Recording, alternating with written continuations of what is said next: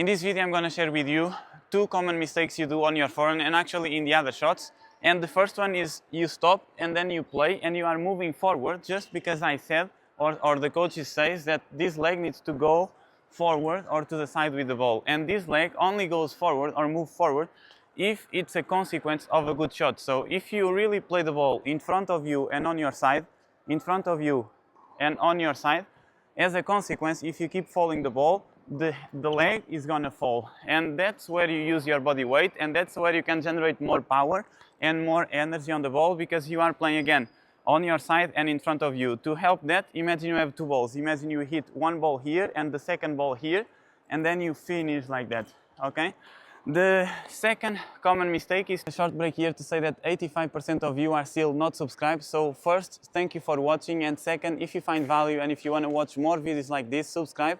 We are trying to reach 100,000 subscribers and the silver play button. Thank you for joining our community, and now let's get back to our video. To prepare too late, and as a beginner the ball is slow, usually is also higher, sometimes it's fast, but of course, you change the speed and the depth of the ball many times because it's not consistent, you are still learning.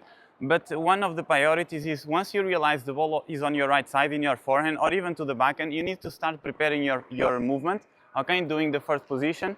The ball is coming, you rotate your shoulders, and then while the ball is coming, you keep preparing your racket, you do the loop. Then the reference for beginners I like to recommend is when the ball is bouncing, your racket should be here, ready to play. So you prepare.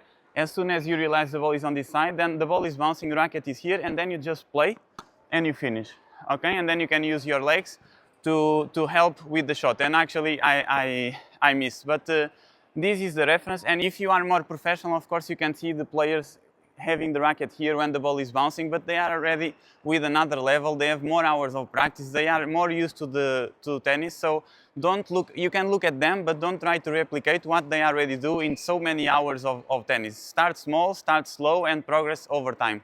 These tips are really important to help you grow and to help improve your game. If you want to go more in depth, if you want to start with the right base, check out my online forehand course. The link is in the description, and it's already people from 8 countries, maybe nine now, I don't know, I'm not sure, inside. I'm looking forward to get your videos, your transformation. You can also read my book to get the right foundation for everything. Thanks for watching, and I'll see you in the next video. Thank you. Bye-bye.